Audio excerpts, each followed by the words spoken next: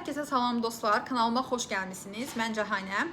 Bugün sizinlə ixtisas seçimi haqqında danışacağıq. İxtisas seçərkən nələrə diqqət etmək lazımdır, hansı amilləri xüsusən nəzərdə saxlamaq lazımdır, bunlardan danışacağıq. Amma videoya keçməzdən əvvəl bir fikrim var, istəyirəm onu sizə çatdırım. Keçən videolarımdan plan qurma ilə bağlı olan videomda da belə bir şey eləmişdim.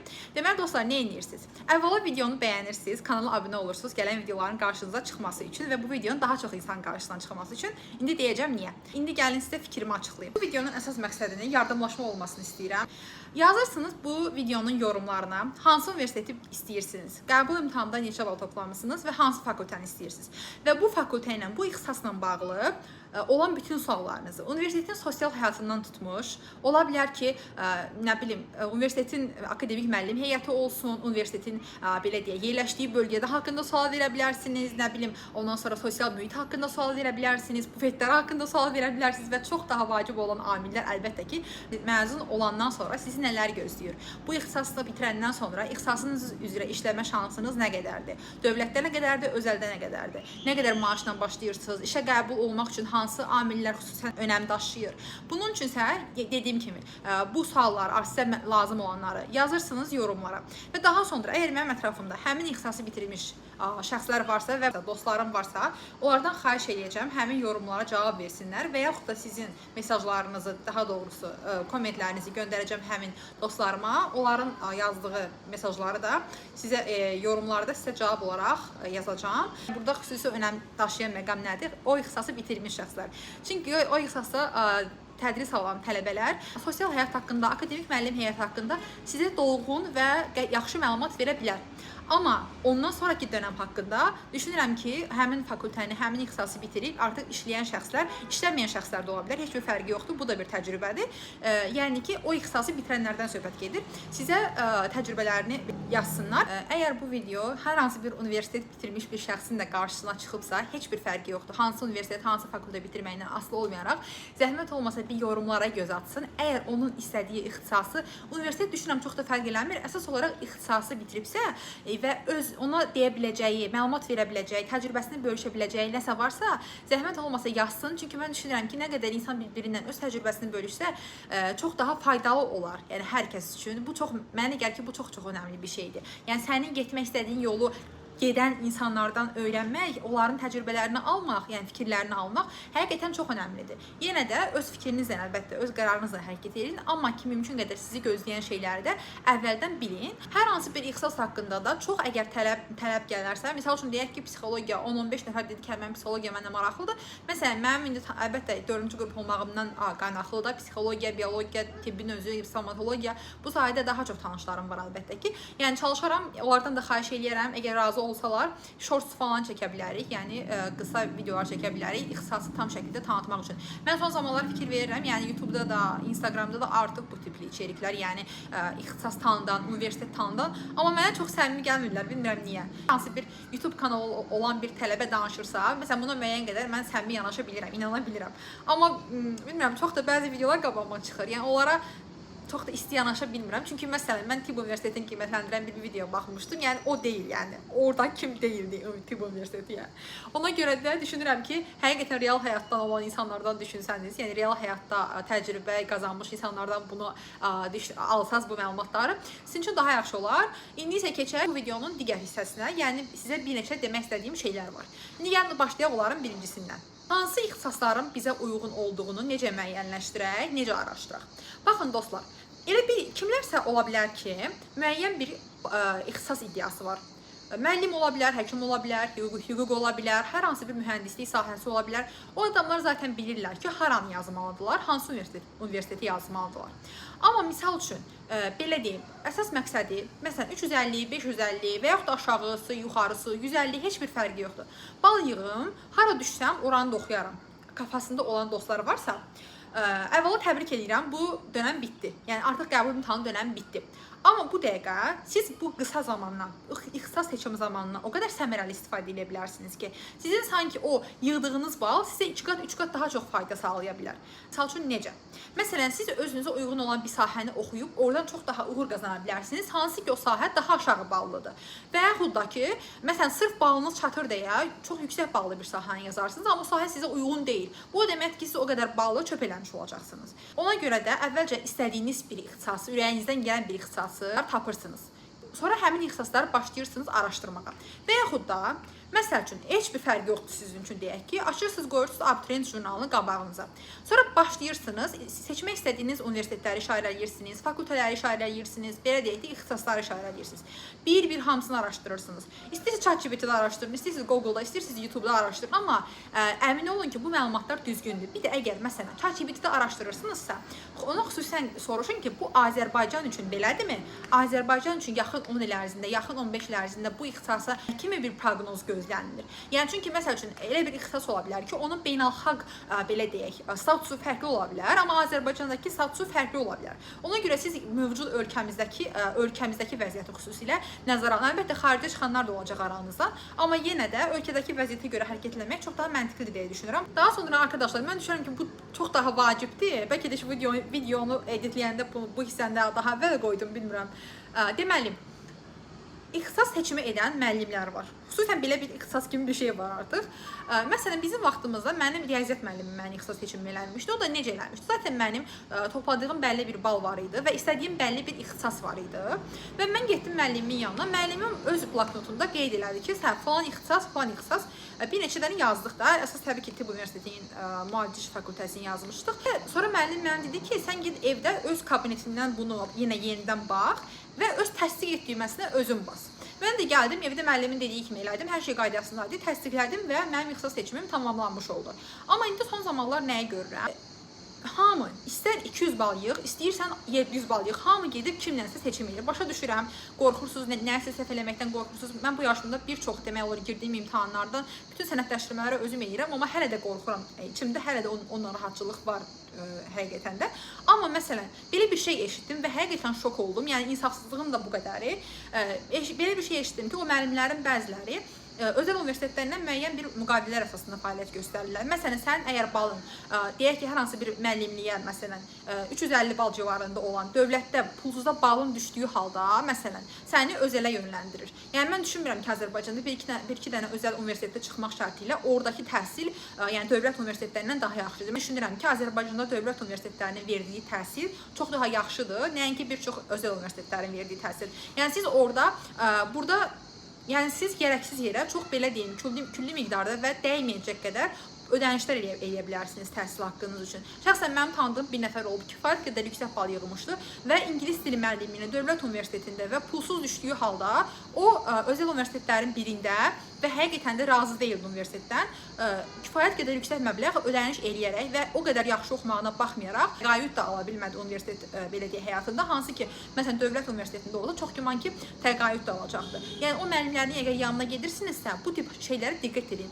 Açığı mən düşünmürəm ki, o müəllim, yəni bilmirəm, o müəllimlər necə edirlər ümumiyyətlə. Sizlə qarşı-qarşıya oturub deyirlərmi ki, sən ümumiyyətlə hansı işi görmək istəyirsən? Məsələn, sən kompüter işini sevirsən, yoxsa nə bilim, humanitar elmləri sevirsən və yaxud da ümumiyyətlə belə bir suallar verirlər. Məgər vermirlərsə, mən düşünürəm ki, o müəllimlərin yanına getmək düzgün deyil. Sən özünə əvvəldən evdə bütün ixtisasları yazmalısan və əgər qorxursansa kodlaşdırmağa, yəni özün eləməyə, sistemə daxil eləməyə, onda gedib onlardan eləyə bilərsən. Zaten o balı sən yığmısan. İllərdir keçid ballarda məlumdur da. Yəni nə qədər 50 bal aşağı, 50 bal yuxarı onsuz da ki, məntiqə əsasən yazacaqsan və orada 15-20 dənə yəni sənə şans verir yazmağa. Yəni bunun 5-ini, məsəl üçün 5-ini öz topladığın baldan yuxarı yaz. 10 dənəsini artıq 15 dənəsə verir, 7-8 dənəsini öz ixtisasına uyğun yaz, aşağı yuxarı.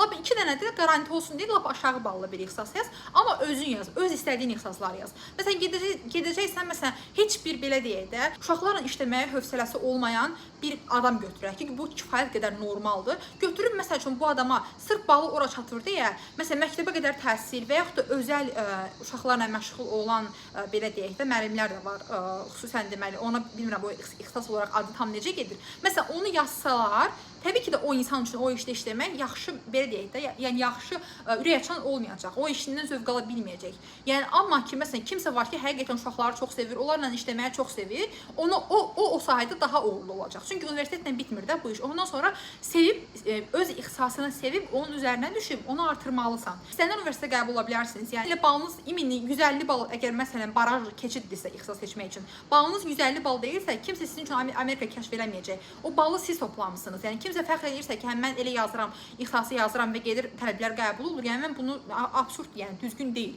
Siz özünüzə uyğun olan ixtisası tapın, o ixtisasları yazın, gedin, o müəllim ardıcıllığını falan düz qoş eləsin. Yəni sizə ixtisas yazmasın. Sonra biraz danışmaq istəyirəm dəyəri bilinməyən ixtisaslar haqqında dostlar.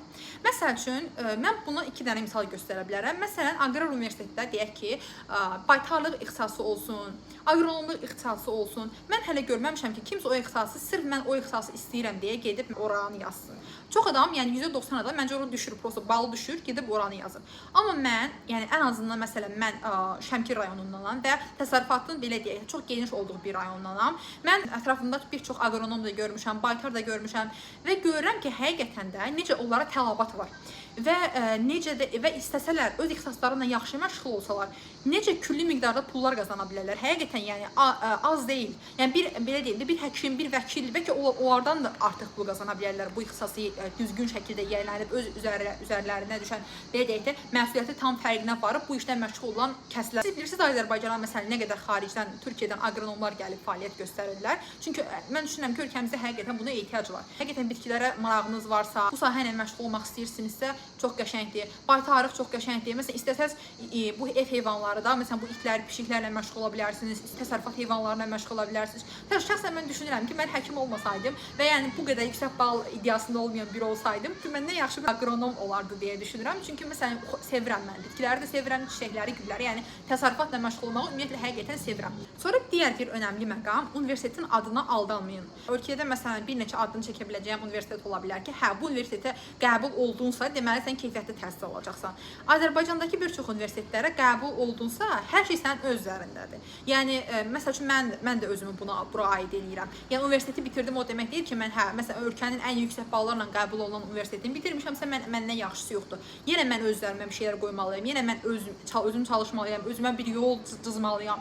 Yəni ki, universitetin adına aldanıb da sırf mən falan universitetdə oxumalıyam deməyin. Əgər sizə daha uyğun olan ixtisas istəmədiyiniz bir universitetdə varsa, məncə onu yazmaq lazımdır. Mənə görə əsas önəmli olan universitet deyil də ixtisasdır. Daha sonra məsələn ola bilər ki, hər hansı bir universitet olsun. Məsələn, tutaq ki, Bakı Dövlət Universiteti.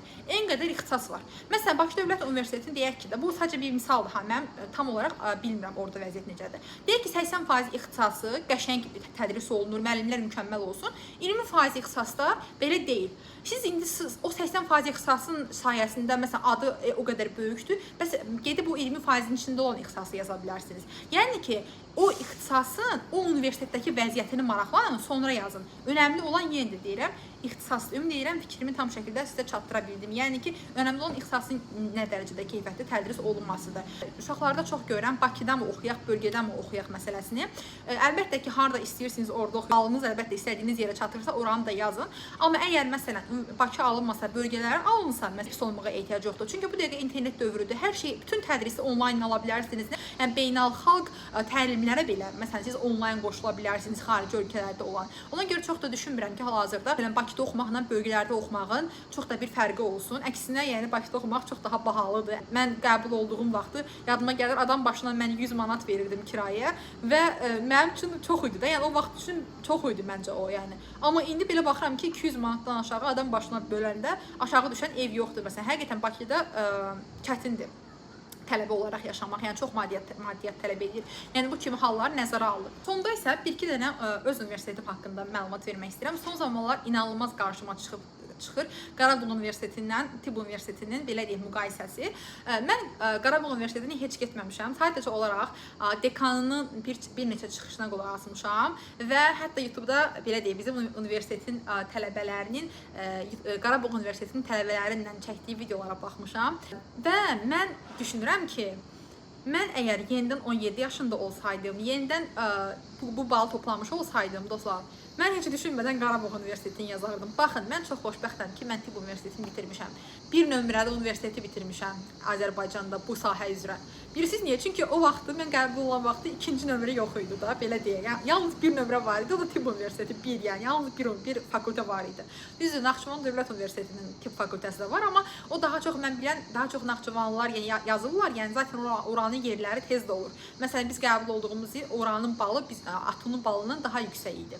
Amma məsələn indi düşünürəm ki, çox güclü bir rəqib var və bu mənə gəlir ki, digər sahələrə də aiddir. Amma mən düz daha çox tibb araşdırıram, amma digər sahələr üçün də düşünürəm ki, Qarabağ mükəmməl bir seçim ola bilər. İstər tələbəyə yaratdığı şəraitdən qaynaqlı olsun, yataqxana olsun, ümumiyyətlə sosial mühiti olsun.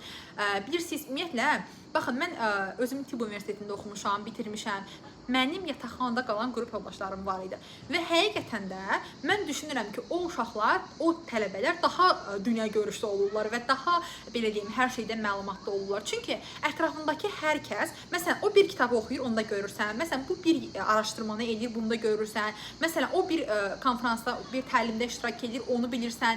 Yəni ki, təcrid olunmuş şəkildə yaşamırsan və düşün ki, sən belə deyim də, həqiqətən bütün ixtisasların, bütün universitetin hamısı bir yerdə yaşayır. Yəni bu bilirsiniz nə qədər qapılar açar. Yəni əgər bir universitet belə deyim, öz birinci kurs tələbəsinə birinci kursdan məqalə, birinci kursdan araşdırma öyrədirsə, yoxdur. O universitetin ətrafında nə bilim 5 dənə alış-veriş mərkəzi, 15 dənə coffee shop olmasına ehtiyac yoxdur yəni. Zaten orada mühit elə formalaşacaq ki, uşaqlar bu araşdırmalar üçün sosiallaşacaqlar da, hansısa coffee shoplarda yox. Əlbəttə coffee shopa getmək də pis deyil. Burada sözüm o deyil. Yəni ki, bölgə yazanda, məsələn Qarabağ yazanda düşünməyin ki, orada heç nə yoxdur. Keçən dəfə məsələn belə bir Instagramda belə bir yorum yazmışdım ki, Qarabağı seçərdim. Mənə yazmışlar ki, hə orada xəstəxana yoxdur, o olsa da xəstə olmayacaq.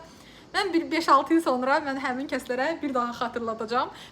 Mən ümumiyyətlə Qarabağın perspektivini, xüsusən də Qarabağ Tibb Fakültəsinin perspektivini mükəmməl görürəm. Məncə inanılmaz bir fərq yaradacaq. Dünya səviyyəsində bir təhsil olacaq orada.